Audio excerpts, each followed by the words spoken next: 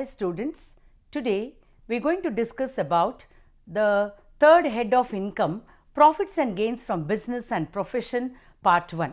Now before we discuss the provisions with regard to profits and gains from business and profession, students, let me just give a brief difference between the profits and gains. So what is profit here? You might have studied in accounts what is profit. Profit simply means the revenue minus expenses, but in income tax, when you are calculating the profits and gains from business and profession, you need to have the clear understanding between what is profit and what is gain. So gain here is nothing but basically it is the profit here which has been basically derived from any event or the transaction which has been incidental to the business. Example will be like lottery or sale of fixed asset. Okay. So moving on to the conceptual meaning of profit. So what is profit here? I am sure you are familiar with the concept profit here. So profit here basically it's nothing but it is a revenue minus expenses. So moving on to the introduction to the profits and gains of business and profession here. Okay, students, now as you all know that there are 5 heads of income under the Income Tax Act of 1961, namely income from salaries, income from house property, income from business and profession, income from capital gains, income from other sources. So this profits and gains of business and profession is a third head of income. So this profits and gains of business and profession here, the section 28 to 44D derives and defines all the provisions with regard to computation of the profits and gains of business and profession, and also to give in detail the particular and specific section 28 here, it defines the scope of income under the head profits and gains of business and professions. So students, as being the income tax students, you need to know about what are the provisions basically which constitutes in computing the income from business. So therefore, section 29 to 44D specifies the provisions for the computation of income. So moving on to certain terms here, you need to understand before we calculate the income from business. So students, I think from intermediate you've been learned about the concept of business. Now generally what does business mean here? Business basically here it implies and includes sale, exchange and transfer. But in income tax, the concept of business what is being derived under section 2 subsection 13 is different. Here it includes trade, commerce and manufacture. Now let me just analyze this definition. What does trade imply here? Trade simply means the buying and the selling of the goods, and commerce here it means the trade and aids to trade. And manufacture basically here it implies converting the raw materials into finished goods. So thereby the definition of business under section 2 subsection 13 implies and includes trade, commerce and manufacture. Moving on to the next conceptual meaning, that is profession, which has been defined under section 2 subsection 36 of the Income Tax Act of 1961. Students, generally what does profession mean here? You might have heard of people working for public works department, that is engineer or a doctor or a lawyer or a chartered accountant. So in income tax here, you need to have the clear conceptual understanding about the term profession. So what does profession imply here? Now in general meaning, the term profession simply means application of the skill or the person who has got a specific skill and the special knowledge in a particular field. Example, the work of a lawyer, the doctor, engineer and so on. So this is in the nature of profession. Now moving on to the next conceptual meaning, that is vocation. Okay. Now vocation here is different from profession. How? Let me explain here. Occasion here is nothing but it is an activity where an assessee here, he has got the specialized skill for earning his livelihood. For example, we have so many musicians, so many artists and dancers. Okay, so all these are the examples of vocation. Students, let me explain about admissible deductions which is being given under section 37 subsection 1. So, what do you mean by admissible deductions? Admissible deductions are nothing but these are the deductions here which is being allowed while computing the income from business. So, let me just give a glance of the items which are admissible. So, as you all know that there are some of the items which are admissible and related to business, that is rent, rates, insurance, repairs and machinery, depreciation, investment allowance and expenditure on scientific research. Moving on to expressly allowed deductions. What is expressly allowed deductions? Expressly allowed deductions are nothing but these are the deductions which are being used for the business, and also any expenses which are being related to business are being deducted while computing the taxable income from business. So, the following are some of the expressly allowed deductions. 1. Life insurance premium, equity linked savings scheme, bonus and commission paid to employees, employers' contribution to gratuity fund, bad debts written off. Moving on to general deductions which has been given under section 37 of Income Tax Act of 1961. So, while computing the income from a business, general deductions also to be remembered by you, and there are certain provisions with regard to general deductions. So, general deduction provisions basically here it allow you to deduct from your assessable income any loss or outgoing incurred when you are carrying on the business. So, what are those general deductions? So, expenditure here should not be of the type of expenses which have been already covered under section 32 to 36 of the Income Tax Act of 1961, and also expenses should be incurred in the relevant accounting year. And next general deduction here is expenses should not be of capital nature, and lastly expenses should be incidental to the business of the assessee. Moving on to expressly disallowed expenses. So, students, you need to have the clear clarity between what is admissible, what is inadmissible and what are the general deductions. So, under section 40 of Income Tax Act of 1961, there are certain expenses which are disallowed. What do you mean by expenses which are disallowed?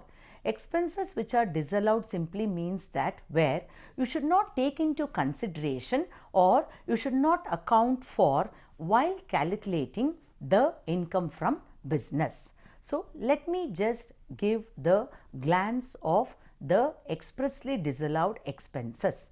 Interest, royalty, fees for technical know-how, income tax, wealth tax, salary payable outside India, and any payment here which is being made to a provident fund or any kind of employee benefit fund is disallowed under section 40.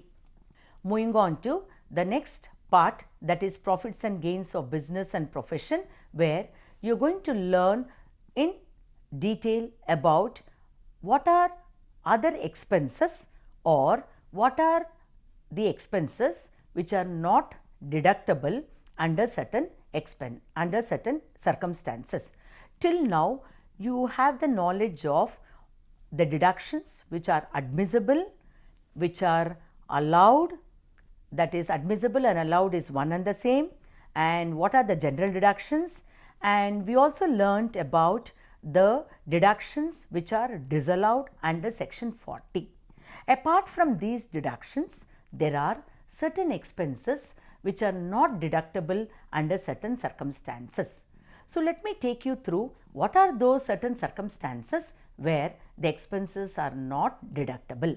So, under section 40A of Income Tax Act of 1961, there are certain expenses which are being allowed under the provisions, but they are not deductible under certain circumstances while computing the income from business or calculating the total taxable income from business. 1. Payment to relatives. So, any payment here which is being made to son, daughter or any relative in the family here, it is not allowed. It's not allowed, and that should not be considered while calculating the taxable income from business. Next circumstance or the next expense which is not deductible under certain circumstance is as per section 40 subsection 3. The business expenditures here always should be made in cash, and in case any amount exceeds rupees 10,000, then that will be disallowed as per the IT rules and as per the IT purposes. The third important expense and the circumstance which is not deductible is deduction of certain payments which has been actually paid, and those provisions are being given under section 43B, that is any sum which is being payable by the assessee as an employer by way of contribution of the provident fund or the superannuation fund or the gratuity fund or any other fund for the welfare of the employees is not to be deductible under certain circumstances, or this is one of the circumstance. Next, moving on to, now till now we have finished discussion with the allowable deductions and not allowable deductions and allowed only under section 30 to 36 and general deductions, and though the expenses are being governed under provisions allowed, but it is not deductible under section 40A. Now let me explain the deemed incomes here. So while computing the income from business, you students, you also need to have the knowledge of deemed incomes. Now first let me tell you the concept of deemed. What is deemed? The word deemed simply means not actual, but sometimes in certain situation it becomes actual. So deemed incomes are nothing but in income tax it is those incomes which are attributed to another person whether or not the actual income to those person to whom it is deemed, that is received. So what are the various incomes which is being regarded as deemed? So following are the deemed incomes: cash credit, unexplained investments, unexplained money and unexplained expenditure. Next, moving on to deemed profits. So after knowing the meaning of deemed incomes, you also need to have the understanding of deemed profits. What is this deemed profits? Now deemed profits here is nothing but if any amount is subsequently withdrawn from the special reserve, then that amount shall be deemed to be the profits and gains of the business or profession, and accordingly it will be chargeable to income tax as income of the previous year.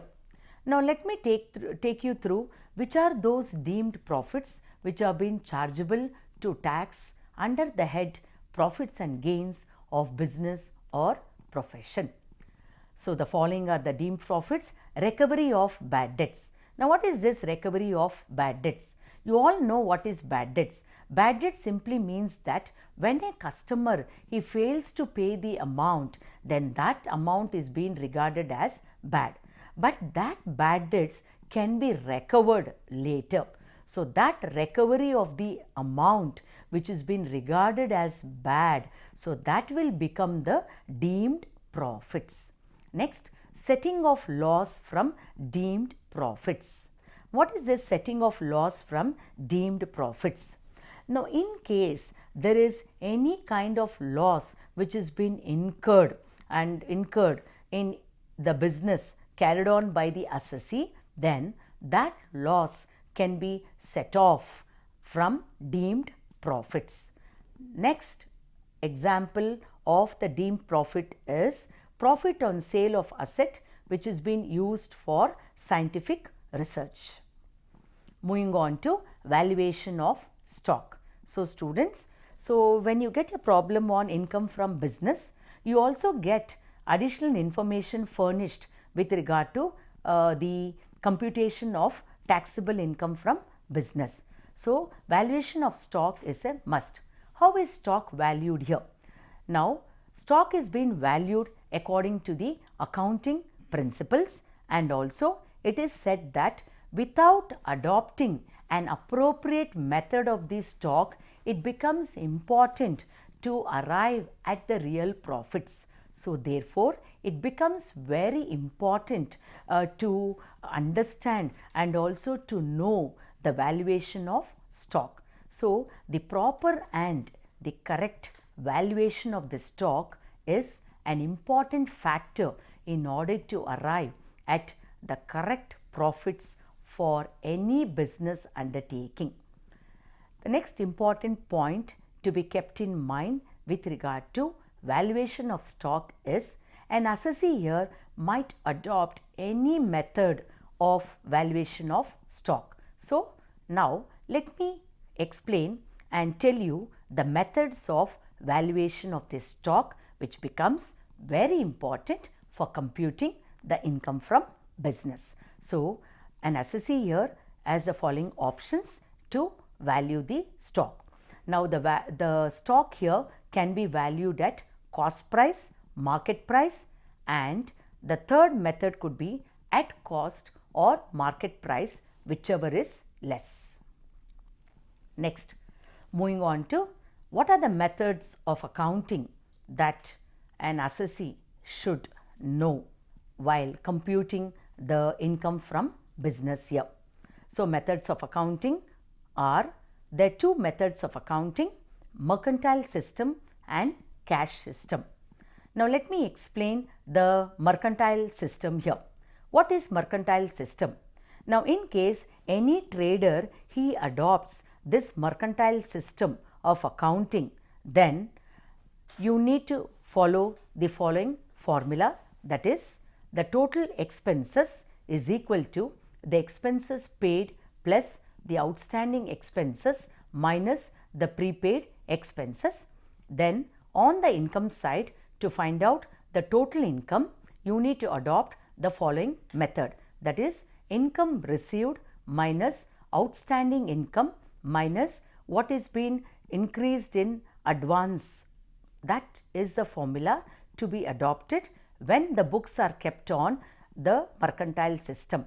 So since you all know that business dealings are on credit basis, so most of the businesses in reality they adopt the mercantile system as they deal in crores. Moving on to cash system.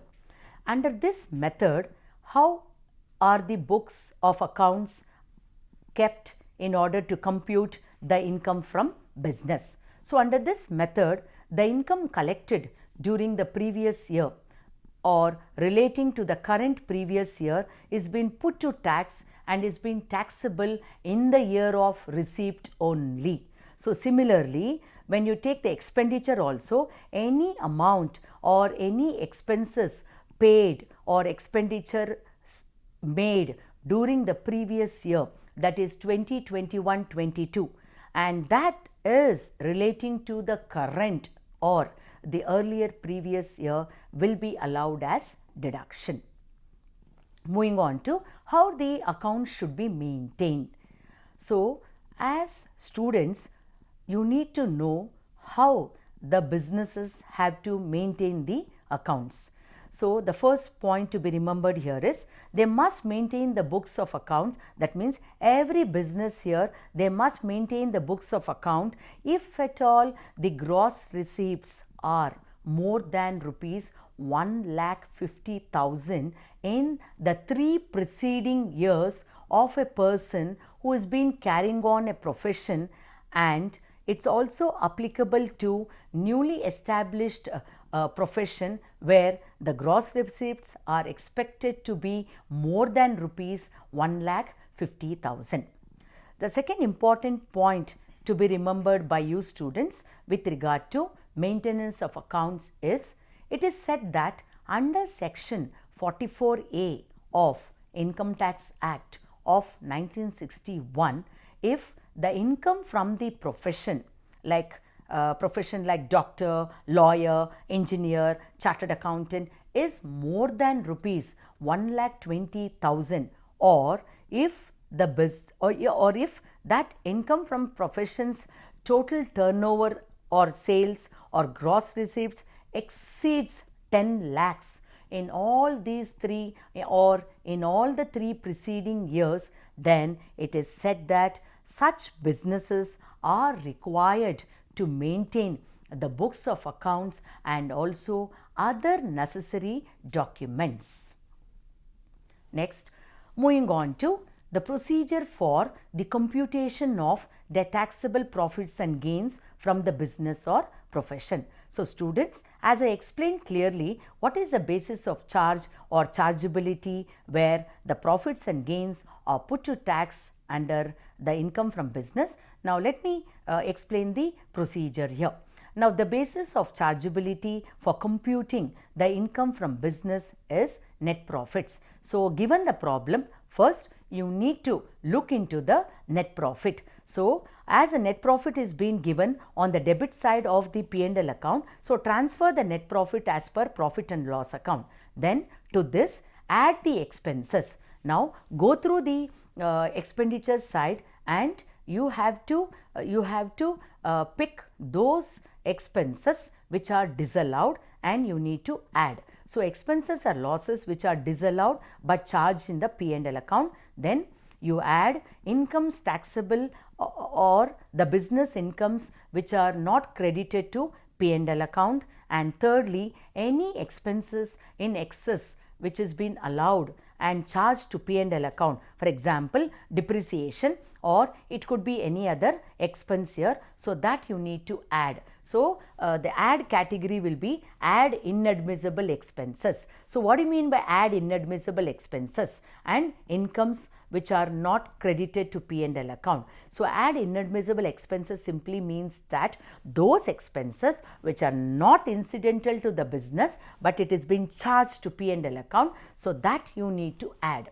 And then in case undervaluation of the closing stock is given and overvaluation of the opening stock is being given, you need to add. So, all these items you need to add to the net profit, okay, and then moving on to the items what is to be deducted. So, following are the items which has to be deducted. So, students, when a P&L account is being given here, now we have gone through the expenses side and we have categorized which are inadmissible here. Similarly, here you go through the income side and identify those incomes here, those incomes and also those expenses which are allowed but not debited to P&L account, and incomes which are not taxable, and accordingly you need to deduct. So, once you deduct all these items, then you arrive at the taxable income from business.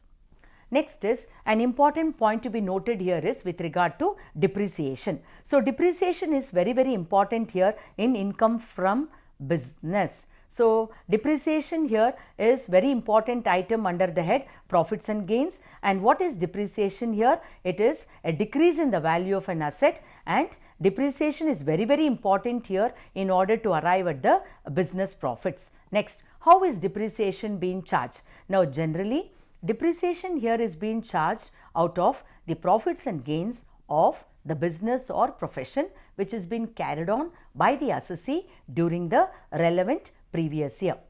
Moving on to what are the conditions to be satisfied in order to claim the depreciation under section 32. So, here the following are some of the conditions here. The main important three conditions are: the asset must be owned by the assessee who claims the depreciation, and second important condition is the asset must have been used for the purpose of the business or profession. which has been carried on by the assessee, and thirdly, that asset should have been used by the assessee during the previous year in which depreciation allowance is claimed. Now, what are the methods of computing the depreciation? So, the following are the methods of depreciation that students you need to remember while calculating the income from business. So, depreciation here generally being charged on block asset system. Now, what is this block asset system? Block asset system is nothing but a group of assets here. It's been put together under the category as 5%, 10% and 15% here. Next method is depreciation here is also being calculated on actual basis, and third method is the usual method which is being used is depreciation on written down value method. So, students, you get a separate problem on how to calculate the depreciation. So, you need to use this method.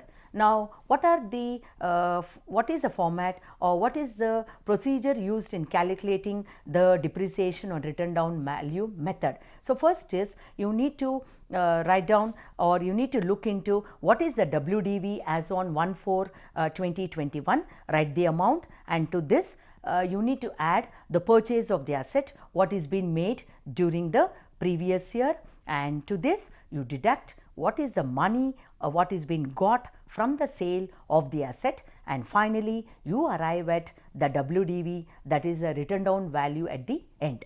Next is moving on to, you also need to know about unobserved depreciation under section 32 subsection 2. What is unobserved depreciation? Unobserved depreciation here is nothing but where part of the depreciation that the assessee fails to claim as an expense in his or her income tax return. Why? Because due to insufficient profits during that year, then that part is treated as unobserved depreciation. Now, what is a tax treatment given to unobserved depreciation? Now, let me just tell you how it has been adjusted, unobserved depreciation. Now, unobserved depreciation here can be adjusted in the following manner. That is, the depreciation allowance here is being deducted from the profits and gains of business or profession for that assessment year. Then, in case if any portion of the depreciation remains unadjusted, then it can be set off from any income except under the income under the head salaries. Next is the last concept here is T development account. Now, this is a concept since you are learning how to compute the income from business. So, this has been given and explained under 33AB. What is this T development account? Now, T development account, the following are the points to be remembered. The assessee here should deposit in a special account with the National Bank for Agriculture and the Rural Development, and then after depositing, this deposit should be made within 6 months from the end of the previous year before he furnishes the returns. Then what is the limit here? The limit here is equal to the amount deposited in the National Bank of Agriculture and Rural Development or 40% of the profits here. Then comes the utilization of the funds. Now, this funds what is being deposited here, it must be used in the previous year in which it is withdrawn. And the last here is a problem here basically to elicit and explain how the profits and gains from business and profession can be computed. So, from the following particulars, compute the income of Mr. S. Ranganathan. So, if you see the illustration here, a profit and loss account here is being given where you find debit side all the expenses given of a firm of Ranganathan and credit side all the incomes. Now, how do you compute it? So, the following is the format and the steps taken here to compute the income from business. So, looking to the profit and loss account, first transfer the net profit as per profit and loss account. Now, to the net profit, you add the expenses claimed but not allowed. So, if you look into the expenses claimed not allowed, there are the reserve for income tax, then you have depreciation, patent rights, donation, contribution. So, all this you add.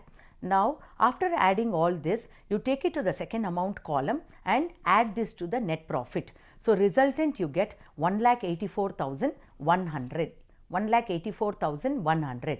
To this, go through the expenses which are being allowable to business, but it is not being debited to the P&L account, that you need to deduct it in the format while computing the income from business. So, less allowable expenses.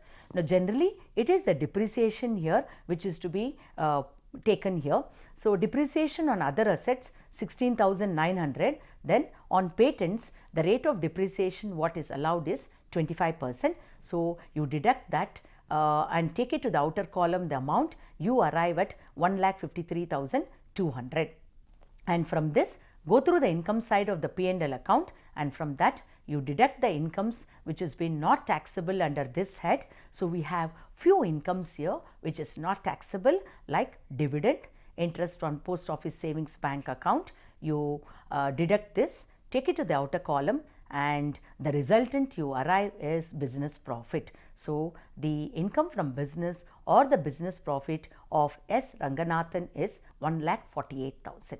Thank you.